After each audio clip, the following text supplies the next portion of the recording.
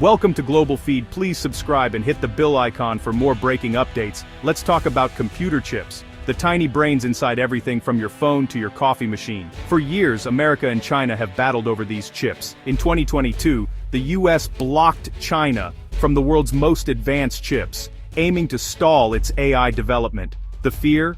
China could use AI for military or economic dominance. The U.S. bet China couldn't bridge the gap. These export controls were the opening shot in a new kind of tech war.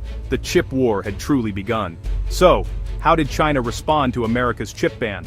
By launching a national crusade for self-reliance. The government poured billions into building a homegrown semiconductor industry. Design, manufacturing, everything. It was like deciding to build not just your own car, but the entire factory and supply chain from scratch. Companies like SMIC became national champions overnight.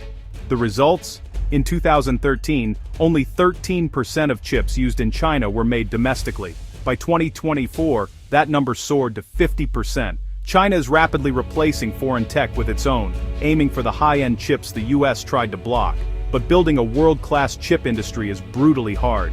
SMIC, China's top chip maker, still can't access the most advanced EUV machines from ASML due to export controls.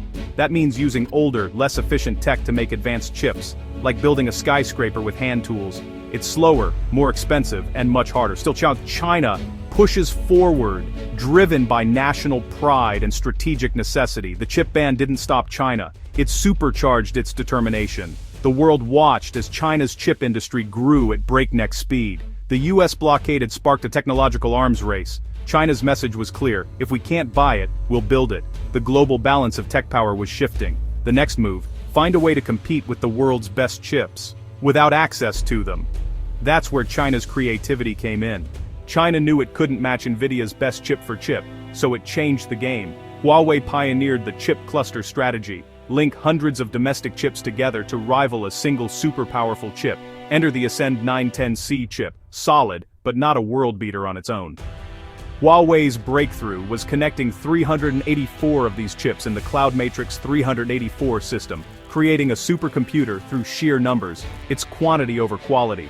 If you can't have one giant, use a swarm. This brute force approach lets China train large AI models, even without the world's best hardware. These clusters are now powering data centers across China, fueling everything from self-driving cars to medical research. It's a creative workaround, proof that there's more than one way to build a tech superpower. The chip war wasn't just about hardware anymore, it was about innovation under pressure. China's swarm strategy changed the rules of the game. The world took notice.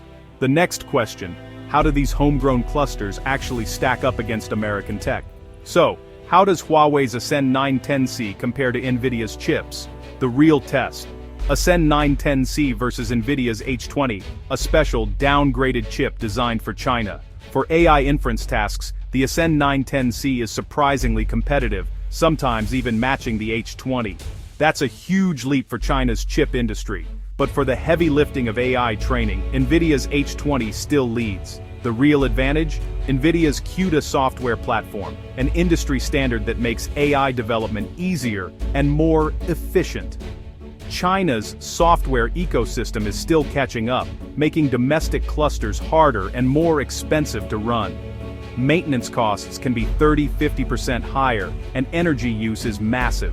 Still, China's chips are no longer just good enough, they're real contenders. The gap is narrowing, but software and efficiency remain big hurdles. To power these massive clusters, China needed more than just hardware. It needed a new energy strategy. Here's how they tackled that challenge. Running giant chip clusters eats up staggering amounts of electricity. China's answer: build the world's largest solar, wind, and nuclear power projects to supply cheap, reliable energy. This isn't just about going green, it's about powering the AI revolution. Cheap energy offsets the high costs of running less efficient domestic chips. The government also offers huge subsidies and incentives for companies using homegrown hardware. Local governments in tech hubs like Shanghai and Shenzhen make it easier for businesses to choose Chinese chips. This state-driven approach creates a protected ecosystem for domestic champions to thrive. It's a sharp contrast to America's strategy of export controls. China is building its tech future from the inside out, with energy, money, and policy all working together. The result, a powerful self-sustaining chip industry. But America wasn't done yet. The next twist? The chip ban backfires.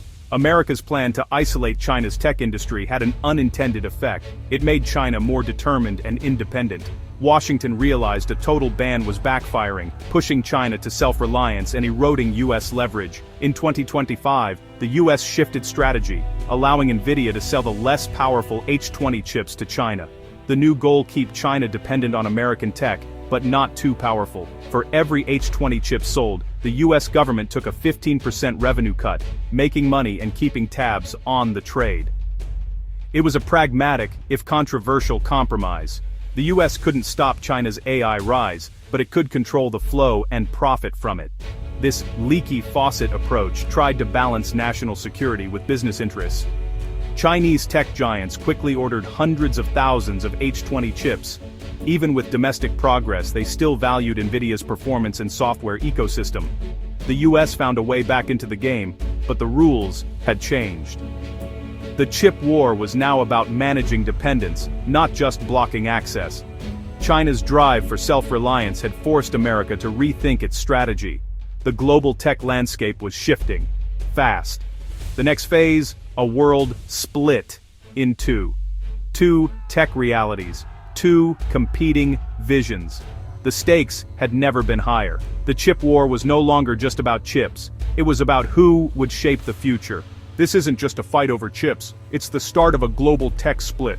On one side, the US and its allies, with companies like NVIDIA and AMD, and a familiar ecosystem of iPhones and Androids. On the other, China, building its own standards, software, and supply chains, with giants like Huawei and SMIC. China's tech sphere is expanding across the global south, offering affordable alternatives free from Western strings. The world is heading toward two incompatible tech systems. This means duplicated supply chains, higher costs, and new headaches for global companies. The seamless globalized tech world is fracturing. The chip war is building a digital iron curtain. The US will keep threading the needle, allowing some trade, restricting the most advanced tech. China will double down on self-reliance, driven by deep distrust of US technology. In 2025, China even summoned NVIDIA over alleged security backdoors, urging its firms to go domestic. This battle is about trust, security, and who writes the rules for the 21st century. The world is being forced to choose sides in a technological Cold War. The outcome? Still uncertain. But one thing is clear: the chip war is just getting started.